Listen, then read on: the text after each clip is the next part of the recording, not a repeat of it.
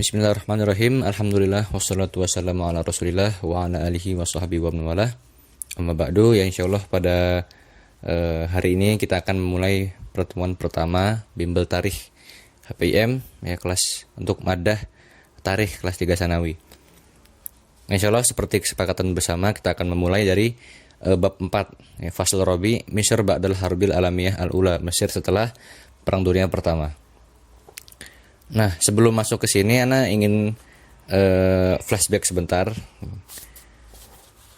Dan juga ini juga perlu kalian atau perlu kita ketahui bersama bahwa Mesir di masa Sultan Utsmani sejak ya awal abad 19 itu 1800-an itu dijajah pertama kali oleh Perancis tahun 1798 sampai 1801. Hanya 3 tahun Prancis menjajah Mesir, dan setelah itu Mesir kembali menjadi bagian dalam wilayah Khilafah Utsmaniyah dan menunjuk ya Utsmani menunjuk para wali ya untuk menjadi gubernur ya di Mesir, yang diawali dengan Muhammad Ali Pasha.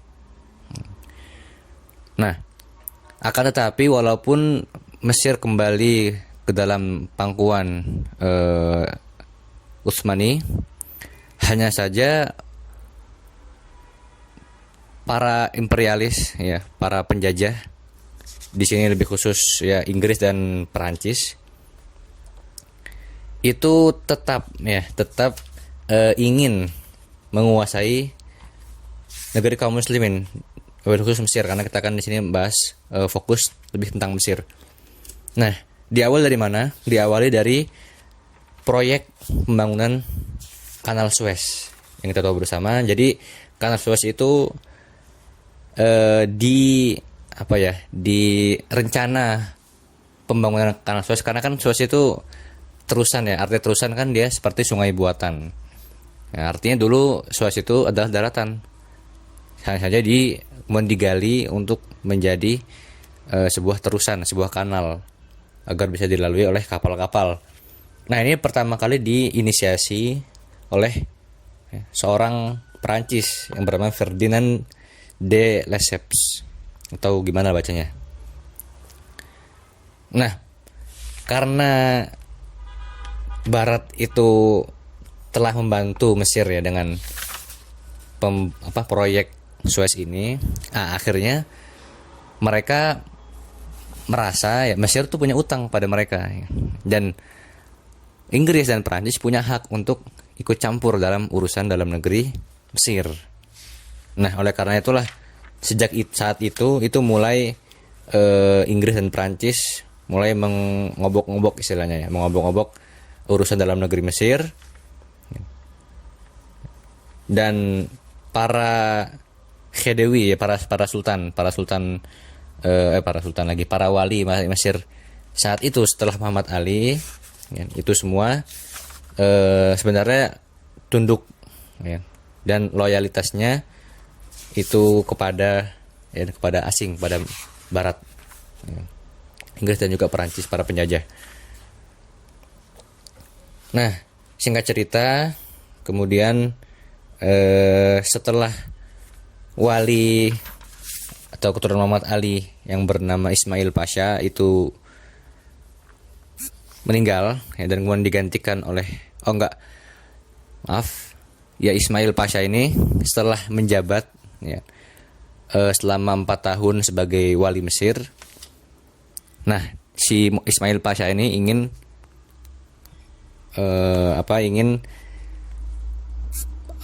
memiliki independensi sendiri dari atau ingin memiliki kewenangan, ya kewenangan istiqlal, independensi dari Sultan Utsmani. Dan terkabullah permintaan Ismail Pasha itu, yang mana ketika itu Ismail Pasha berada di masa Khalifah Sultan Abdul Aziz. Sultan Abdul Aziz. Oh bukan. Oh ya, Sultan Abdul Aziz di Sultan sebagai Sultan Utsmani. Nah, akhirnya Ismail Pasha ini mendapatkan gelar Khedewi. Nah, jadi gelar Khedewi ini dimiliki oleh tiga pasha, Ismail Pasha, kemudian Taufik dan Abbas. Nanti kita bahas satu persatu. Nah, dengan Ismail Pasha mendapatkan gelar Khedewi, artinya Ismail Pasha punya hak, punya wewenang untuk mengurusi urusan dalam negeri Mesir yang mencakup administrasi dan juga keuangan Mesir, dan juga menjalin perjanjian dengan negara-negara lain itu tanpa sepengetahuan Sultan Utsmani. Tahun 67. Nah, pada tahun 1872 ya, bukan 1907 tapi 1872. Ismail Pasha itu terang-terangan menyatakan bahwa saya berhak untuk meminta hutang atau berhutang kepada luar negeri, maksudnya kepada Barat, tanpa seizin dari Sultan Utsmani. Itu kurang lebih sesi pertama. Kita akan lanjut ke berikutnya.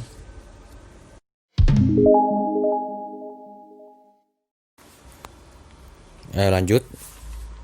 Setelah kita tahu bahwasanya Ismail Pasha itu menjadi Khedewi, yang artinya ia diberikan hak istimewa untuk mengatur urusan dalam negeri dan juga sebagian urusan luar negeri Mesir. Dan kita tahu bahwasanya Ismail Pasha ini menjadi Khedewi dari tahun 1867 sampai 1879. Nah, tadi kan Sultan Utsmani yang memberikan atau yang membolehkan Ismail Pasha ini menjadi Khedewi adalah Sultan Abdul Aziz. Nah, pada tahun 1876 Sultan Utsmani itu digantikan oleh Sultan Abdul Hamid II, yang kita tahu bahwa beliau itu sangat perhatian kepada urusan kaum muslimin, dan kita tahulah bagaimana kepribadian beliau yang sangat menjaga tanah Palestina dari rampasan orang-orang Zionis Yahudi. Nah, begitupun dalam masalah Mesir ini. Jadi pada tahun 1879 Khedewi Ismail digantikan oleh Khedewi Taufik. Ya, ini harus diingat, ntar anak kirim daftar Khedewinya biar nggak bingung. Nah, intinya tahun 1879 itu Khedewi Taufik naik menjadi Khedewi menggantikan Khedewi Ismail. Dan ketika itu Abdul Hamid sudah menjadi Sultan Utsmani, Khalifah Utsmani, Abdul Hamid II. Nah, maka Sultan Abdul Hamid II akhirnya membatasi gerak Khedewi Taufik, yang itu mengurangi hak istimewanya. Diantaranya adalah Khedewi Taufik itu harus melaporkan apa yang sudah ia kerjakan, kebijakan apa yang ia keluarkan, termasuk juga ketika ingin berhutang itu harus lapor kepada Sultan dulu, dan tidak boleh berhutang kecuali kebutuhan mendesak yang tentu harus disetujui oleh Sultan dulu. Nah, melihat kekangan Sultan Abdul Hamid II kepada Khedewi Taufik, Inggris dan Prancis nggak bisa diam, nggak diam aja. Nah, akhirnya untuk menjaga kepentingan mereka di Mesir, Inggris dan Prancis itu menolak, dan terus menekan agar Khedewi Taufik ini semakin diktator istilahnya. Nah, karena kita tahu bahwasanya ketika itu keadaan Turki Utsmani sedang kacau balau. seluruh negeri kaum muslimin sudah dicaplok oleh Inggris dan juga Perancis dan juga Italia. Jadi memang fokus Sultan Abdul Hamid II terbagi ketika itu. Terlebih lagi Turki sendiri itu ya sedang ya masa-masa ya kritis gitu kan. Jadi mungkin kita bisa pahami lah kenapa kok misalnya kurang maksimal ya hari ayah Sultan Abdul Hamid II kepada negeri kaum muslimin, karena memang Turki sendiri sudah ya sedang masa kritis. Nah, akhirnya pengaruh barat ya semakin kuat di Mesir, dan Khedive Taufik jelas-jelas ya terang-terangan itu loyal kepada Inggris dan juga ya kepada barat gitu ya. Dan untuk mempertahankan kekuasaannya, Khedive Taufik menggunakan politik tangan besi ya, diktator. Ketika ya setiap ada mudharoh, ada unjuk rasa dihentikan, dibungkam, rakyat dibungkam, itulah. Terlebih lagi ya kondisi ekonomi di Mesir ketika itu ya di masa Khedive Taufik itu sangat kacau. Setengah dari pemasukan Mesir ya hasil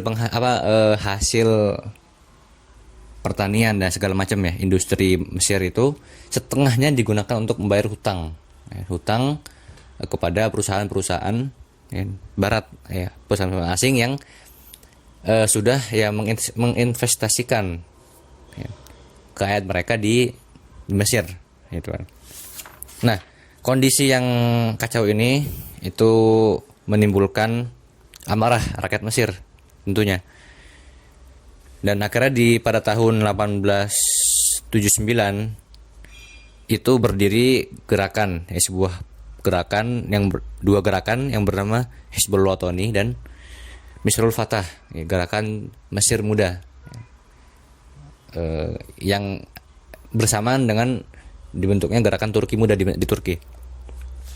Nah, gerakan ini bertujuan untuk menentang kesewenangan penjajah di Mesir. Dan ya terjadi banyak sekali mudharoh gitu. Itu bisa dibaca di bab 3 ya, mulai halaman 47 itu tentang gerakan-gerakan itu. Yang intinya gerakan itu jelas-jelas menentang kebijakan-kebijakan Khedive Taufik yang membuat ya barat itu geram gitu kan, dengan tindakan rakyat Mesir yang dipimpin oleh ketika itu Muhammad Orobi, yang mana namanya dijadikan sebagai stasiun metro. Kalau kalian ngeh, di metro ada nama stasiun Ahmad Orobi. Nah, itulah salah satu pelopor perlawanan terhadap dominasi asing di Mesir. Oke, kita lanjut ke audio berikutnya ya.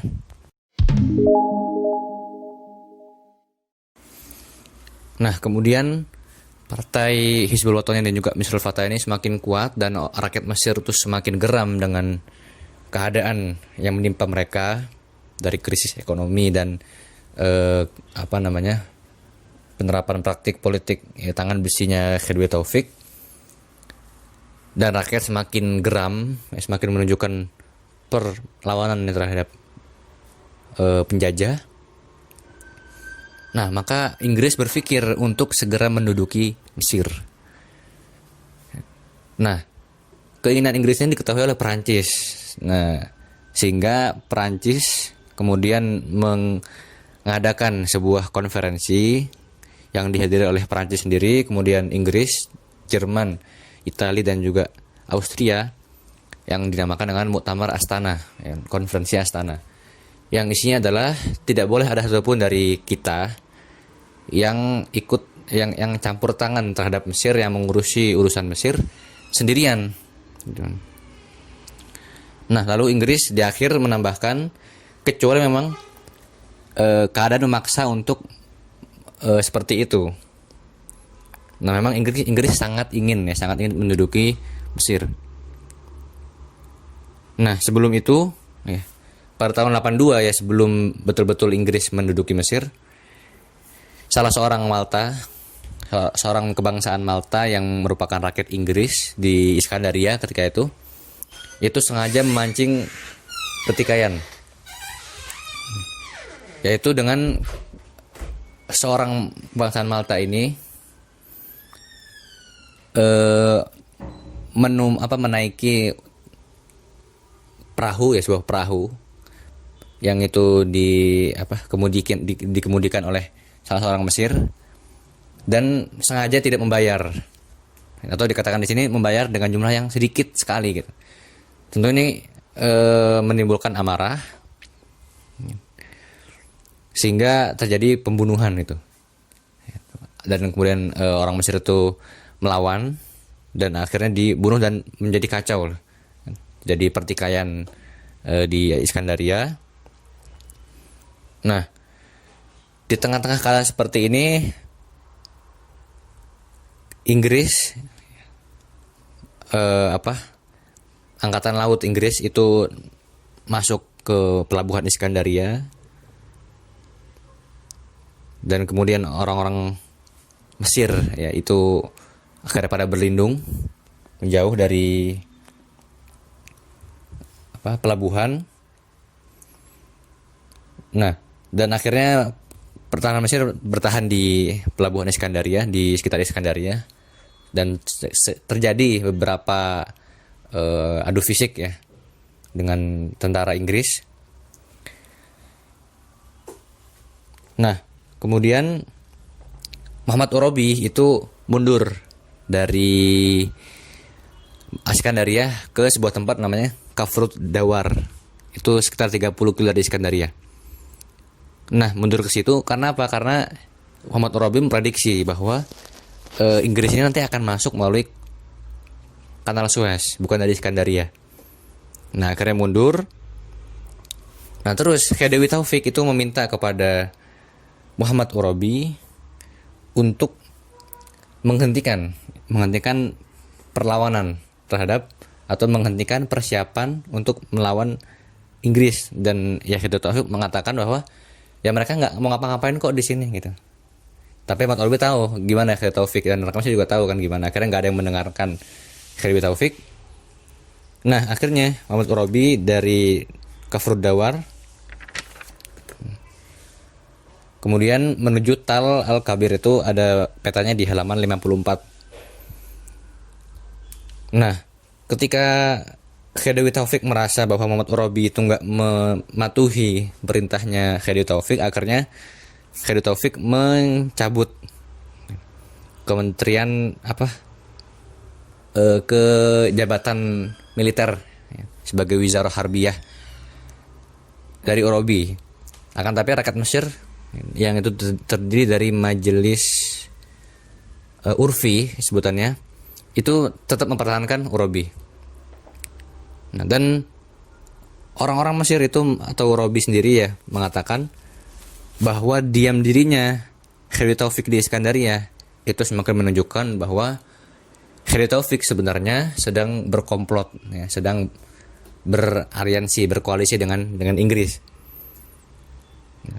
Dan Khedive Taufik kemudian membalas pernyataan Muhammad Orobi ini dan mengatakan bahwa Khedive Taufik saya lah yang mas'ul, yang bertanggung jawab atas seluruh kejadian ini, dan dia itu nggak punya wewenang apa-apa. Nah, di tengah pertikaian verbal ini antara Muhammad Orobi dengan Taufik, tiba-tiba Inggris masuk melalui Kanal Suez. Yang mana ketika itu memang Muhammad Orobi sudah memprediksi Inggris akan masuk lewat sana. Dan Muhammad Orobi sudah bersiap siaga di Tal Kabir, itu di dekat, kalau di saat ini, ya, di wilayahnya dekat dengan 10 Oktober Madinah, 10 Oktober atau Asyur Ramadan. Kok 10 Oktober lagi, Asyur Ramadan. Nah, sebenarnya ketika itu Muhammad Orobi sudah mendatangi perusahaan yang mendirikan Kanal Suez, tapi perusahaan itu mengatakan kami tidak akan mempersilahkan masuk seluruh kapal-kapal perang, apapun. Nah, tapi ternyata ya karena memang ini perusahaan yang milik mereka ya, milik Inggris terutama dan juga Perancis, maka akhirnya secara diam-diam kapal perang Inggris masuk melalui Kanal Suez dan terjadilah di situ pertempuran antara tentara Mesir dengan tentara Inggris yang dimenangi oleh tentara Inggris. Dan setelah itu Inggris akhirnya berhasil masuk pada 14 September tahun 1882 ke kota Kairo yang ditemani oleh Khedive Taufik. Jadi memang sangat jelas sekali ya keberpihakan Khedive Taufik kemana gitu.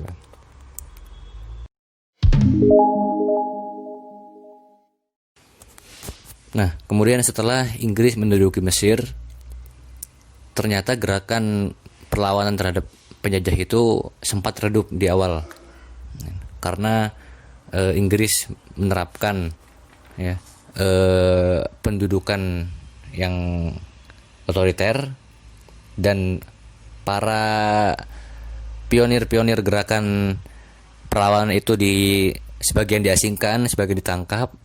Akhirnya rakyat Mesir kebanyakan itu belum berani untuk menampakkan permusuhan terhadap Khedive Taufik dan juga pada Inggris. Dan itu terjadi 10 tahun sejak Inggris masuk ke Mesir tahun 1882 sampai 1892. Nah, pada tahun 1892 itu Khedive Taufik digantikan oleh Khedive Abbas namanya. Khedive Abbas tahun 1892, yang mana Khedive Abbas ini sedikit ya kurang suka ya dengan kebijakan-kebijakan Inggris. Dan diantaranya Khedive Abbas itu mencopot jabatan namanya Mustafa Fahmi sebagai Perdana Menteri, yang mana Mustafa Fahmi ini sangat tunduk dengan Inggris, lalu digantikan dengan Hussein Fakhri Basha. Nah, penggantian Perdana Menteri ini membuat Inggris murka, dan akhirnya komisaris tinggi Inggris yang bernama Cromer di Mesir itu melaporkan kepada pemerintah London untuk memaksa Khedive Abbas mengganti Hussein Fakhri. Dan akhirnya karena tekanan itu ya mau nggak mau harus mengganti ya, karena dipilihlah Riyad Basha sebagai Perdana Menteri. Nah, di masa Khedive Abbas ini yang beda dengan Khedive Taufik tuh sangat tunduk betul kepada Inggris. Nah, Khedive Abbas ini sedikit sedikit berani lah kepada Inggris ya, nggak tunduk sepenuhnya kepada Inggris. Nah, akhirnya ini memberikan ruang kepada rakyat Mesir untuk kembali menyatakan perlawanan mereka pada Inggris gitu kan. Nah, kali ini di bawah pimpinan Mustafa Kamil ya, seorang sastrawan dan juga politikus Mesir, yang mana Mustafa Kamil ini itu klop dengan Khedive Abbas. Beda kayak sebelumnya, beda kayak Muhammad Urabi dengan Khedive Taufik, itu sangat kontras gitu. Nah, kali ini Mustafa Kamil dengan Khedive Abbas itu dekat dan klop. Nah, lalu